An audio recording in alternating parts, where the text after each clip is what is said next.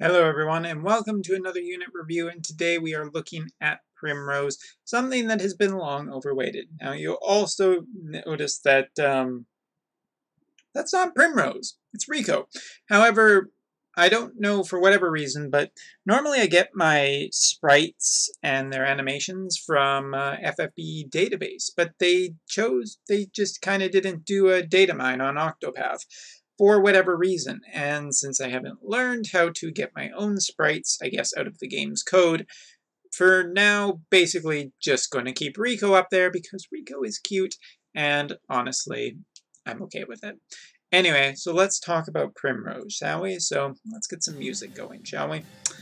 Alright, so honestly, Primrose is a buffer and support, so really when it comes right down to it, she comes up against the other top-tier 5-star base healer, or buffers, I should say, who are basically, and for the sake of this list, given her style of kit, I'm not including either Elfum or Ignis. Ignis, who is much more support-based with a kit that, involves around damage reduction, elemental protection, and all of that. The most comparable characters are Eurytia and CG Nickel. Eurytia probably being the best if I was having, a gun against my head. Eurytia is probably the best buffer support unit in the game currently, all around, where Nickel is starting to feel a little long in the tooth on the JP side. So let's talk about Primrose, but first, let's take a look at her animations. They're saucy, they're acrobatic, they're a tiny bit sensual. Look at this dance. Oh my god, so sensual. And of course, victory animation. Pretty damn cute. Haven't played Octopath yet, but gotta say, she's pretty cute. So stat-wise, compared to the other buffers, or CG Nickel as well as Eurytia, both of them have a pretty damn comparable stat line when it comes right down to it. I don't think any of them are particularly that much better than the other when it comes to stats. I think they're all pretty okay. Probably the biggest benefit would be the fact that this girl's TMR is pretty damn insane. Let's take a look at it. No, stop attacking. Now, her TMR is an accessory. It is a 40 spirit and 16 defense stat accessory, but it also gives an extra 40% to spirit, so it's pretty damn strong. Also has 100% petrify resistance, which is nice. Not super needed for a lot of units, but hey, I won't say anything bad about it. Now, her super TMR, this I would say is definitely kind of nice, but 100% not needed. 30% magic, 60% spirit, 80% chance to ignore one fatal attack above 40%. While I think this is generally, it's definitely super TMR level, I don't think it's super needed because spirit-wise, it's not like healers are really getting any better right now or need to be any better right now, at least yet. The extra 30% magic is okay, and ignoring a fatal hit is good, but there are other ways to get that, so... Oh, I guess it's 60% spirit. Anyway, it's super TMR level, but definitely not 100% mandatory. Now, her limit burst is just kind of insane. Absolutely kind of insane. So if we think of CG Nickel's 7-star limit burst right now is 150% attack, defense, magic, and spirit. Full buff, we'll call it. It's 150% full buff, 3 turns. Removes debuffs, and is an AoE 20% HP and MP heal. Not bad. Eurytia, on the other hand, is an AoE 3-turn full buff of 170%. Not bad. 3000 HP barrier for 3 turns, and a 200% limit burst fill rate. Yeah, very nice. Now, Primrose's limit burst, I have to say, is probably the strongest. It is an AoE 5-turn full buff of 200% maxed out.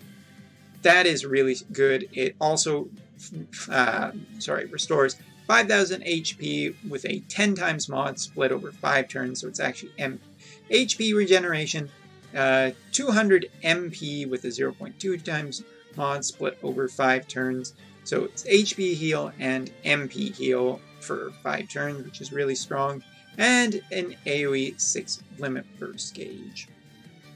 In general, kind of basically more like Uriasha, I think, than Nickel, but considerably stronger than Nickel's. And Uriasha's, almost for that matter. Since Uriasha's only lasts for 3 turns, and this thing is cheaper than both Uriasha and I believe, yes, even cheaper than CG Nickel, this is, buffer-wise, just the strongest limit burst in the game. 200% on its own is pretty strong, but for 5 turns, as well as that big of an HP and MP heal and some limit burst gauge on top of it for everyone, including herself, meaning that she's already got a head start getting towards her limit burst, pretty damn good. I'm always more of a fan of the limit burst increase, because there's a chance that you can just get that limit burst faster with 200% rate up for getting limit burst crystals. But 6 limit burst crystals is nothing really to sneeze at, since that's a pretty good percentage of her limit burst. Now, the things that stand out in her kit are as follows. She has ways to charm enemies, not only in her abilities, she also has a counter ability too. Now, her counter ability basically allows her, you know, if she gets hit with either physical or magical, she has a 20% chance to charm for 2 turns. And I gotta say, that's 40% chance to counter with a 20% chance to charm for 2 turns. Pretty nice, and it's AoE as well, so she could be a real pain in the butt for Arena, because she can also do damage too. She has AoE and single target dark damage attacks. Now, those dark damage attacks obviously don't work on some characters who are dark immune, but that's not everybody in Arena, so this girl could be really annoying in Arena.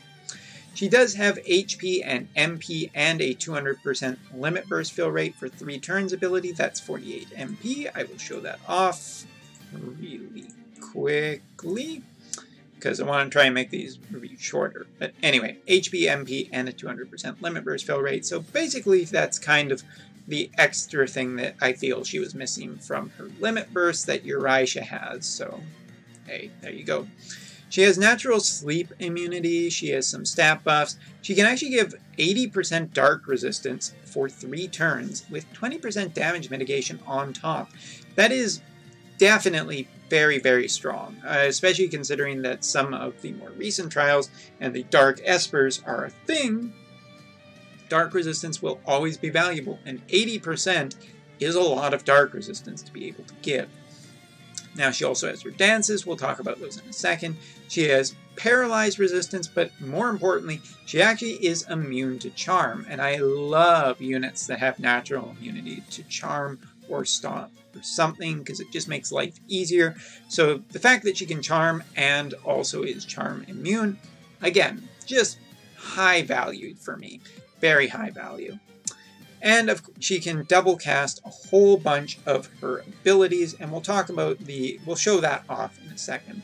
Now in her 7-star, she gets for equipping her own TMR, 30% to HP, 30% to HP and magic, and that 40% chance to AoE counter and charm. So that's really good. We'll skip her cooldown abilities, because one of the things I absolutely love about Primrose is she has the ability to give the dark element to attackers. Now that's really great because, as it turns out, Axstar has that 30-hit chaining ability. Nagi has that 30-hit chaining ability. The only thing Axstar was missing was the dark element, and now Primrose completes the picture. So I really, really like that. She also has a 30% defense, 20% extra magic, 4 limit bursts per turn. So she gets a lot of limit bursts really fast. And some natural dark resistance too, which is great. Although not on mine, because I think I'm countering it with something. Anyway, moving on. Now let's talk about the cooldown abilities, because these are probably the really important things to know about. First of all is Bewildering Grace, an AoE 40% damage mitigation for 6 turns, 250 MP heal split over 6 turns, and gains access for 5 turns to some special skills. We'll talk about that in a second, because the other thing is that her 100 MP ability, this is a bit... I should mention as well, both of these abilities are available from turn 1. They are on 6-turn cooldowns. Sorry. 100 MP, you get 180% boost to attack and magic for 6 turns, and gains access for the following 5 turns to some extra abilities. So let's talk about those abilities that she does get, because these are the things that I really, kind of like. And I'm just going to also bring up real quick. They're a little big, so kind of take up the whole screen, but it's fine. Now, for her 40% damage mitigation, she gets her 76 MP dance abilities, which are basically just boosted versions of her other dance abilities. Now, there's one for each stat, and you can double cast any of these, so that's rather important. But basically, her boosted dances go from 130% to 160% for their stat AoE for 5 turns, which is a long time. Basically, she can keep the buffs, going while she's waiting for the 180% or the 40% damage mitigation to come back, and using her limit burst in the meantime. 160%, pretty good stats AoE. But what's really cool is that these dances also give 40% physical damage and magical damage killers versus certain types for 3 turns. So you have attack giving beast, defense giving dragons, magic giving fairies, and spirit giving plants. The 40% killers are 20% normally, so to get these abilities and some extra killers on your entire team as well is a lot of value, and that's great. Now her 180% boost gives her access to boosted Moonlight Waltz, boosted Night Ode, and one other ability. So, boosted Moonlight Waltz is 36 MP, it's 480, it's a 4-hit at 6 frames dark magic attack that debuffs the enemy for dark resistance for 5 turns of 100%.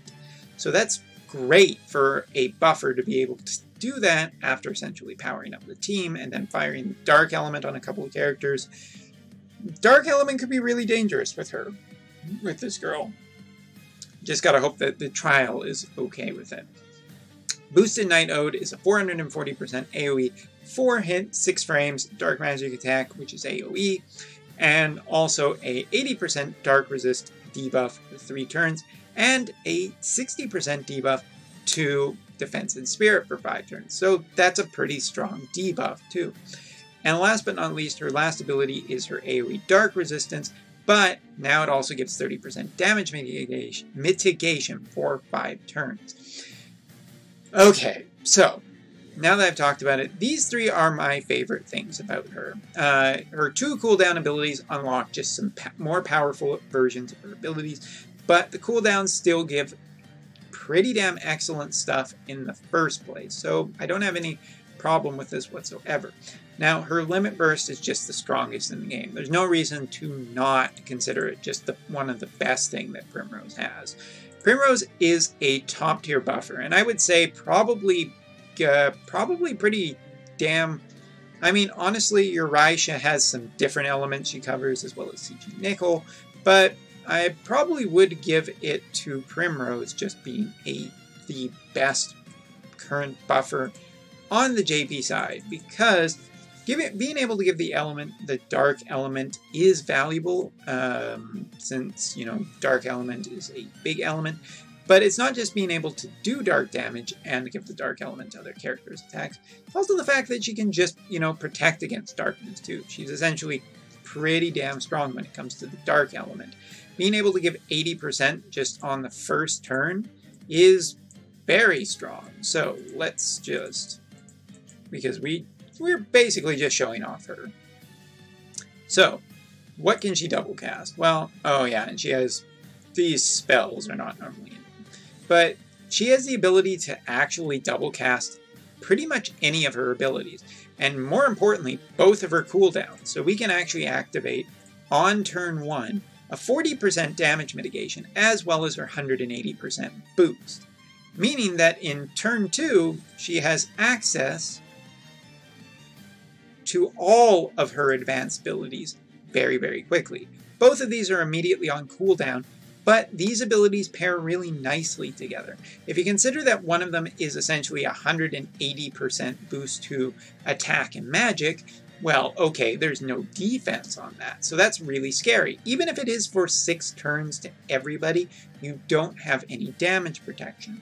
Well, cue the 62 MP ability on the first turn as well, which basically gives 40% damage mitigation for 6 turns and a big MP heal to give back a lot of MP that she's already been spending.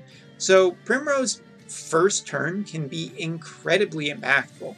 40% damage mitigation is a lot of damage mitigation. There's only a little bit higher damage mitigation that is AoE that is accessible and comes from characters like CG Seghart. But now, like we said, basically now we have access to a whole bunch of our other abilities. As you can see, we have the upgraded dance abilities. Those are not comparable, but now we have that damage mitigation on us for 6 turns. We can basically now, on the second turn, cast our... Wait, is that Spirit? Sorry, difficult to see. We can basically cast our defense and Spirit buffs with the 40% mitigation, meaning that the entire team is very survivable, providing that we do get through the first turn. So there it is. Don't know why I'm struggling so hard at seeing that. Guess it's because it's in teeny tiny eye straino vision. But Primrose, compared to other buffers, I would say that Primrose is incredibly strong, if not. Like, you can take a look at our stats and keep in mind that we do have just a ton of mitigation on the team. It would be nice if her, her dances did have Human Killer, as I think that is probably one of the, well, Human and Machine Killer are probably the most long-term valuable buffs in the game. So next turn, let's try and get our Limit Burst ready. Hopefully. We'll do damage reduction. Why not? And show off. There's her damage ability. By the way, this whole time we are getting consistent Limit Burst, but Anyway, let's just attack right in. Hopefully we will get... No, we might have to do this. Oh, maybe. We'll see. Maybe we're going to get lucky one time. No, we're never lucky. Should have used this ability. Alright, we'll reset. But my general thoughts are that Primrose is very strong when it comes to the Dark Element. Now, normally, something that is good about CG Nickel and Uri still, they can cover more elements than, in terms of protection, than Primrose can. But Primrose does the dark thing super, super well. And more importantly, her buffs and cooldown abilities work really well together to essentially give pretty well, very solid coverage for the entire fight. Her Limit Burst also charges very, very quickly. So we'll do that, and we'll just go right in. Look how fast those Limit Bursts are charging now that I'm actually using the correct ability.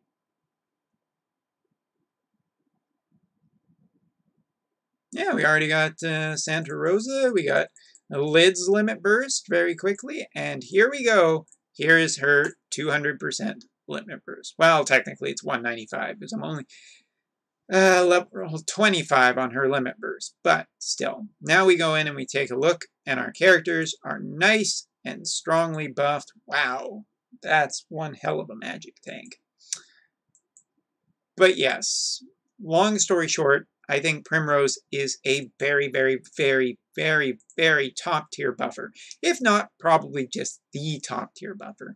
She may not have as much elemental coverage as some of the other characters do, but the elemental coverage that she does have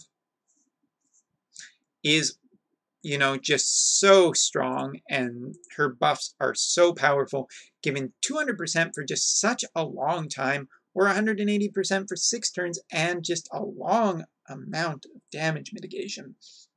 More importantly, her W ability offers a ton of flexibility to use her kit however you want, and her unlocked abilities are absolutely worth unlocking, and the nice thing is you can unlock them both just right from turn 1, which, you know, if we were to compare to Ignis for a second, Ignis does require a turn of basically, you know, unlocking his abilities, and his buffs are nowhere near as strong as what this girl can do. So long story short, Primrose is an absolutely top tier buffer and support unit. If you're in the, I know Aerith is coming really soon, but if you're really needing a buffer and you can go just a little bit harder on the Octopath banner, might not be a bad damn thing, because this girl, pretty fucking solid. Alright, you guys, so that's all for now, and I will see you in the next video when we take a look at Ulbrich, because he's the last one I really need to look at before this banner is over. So, see you then.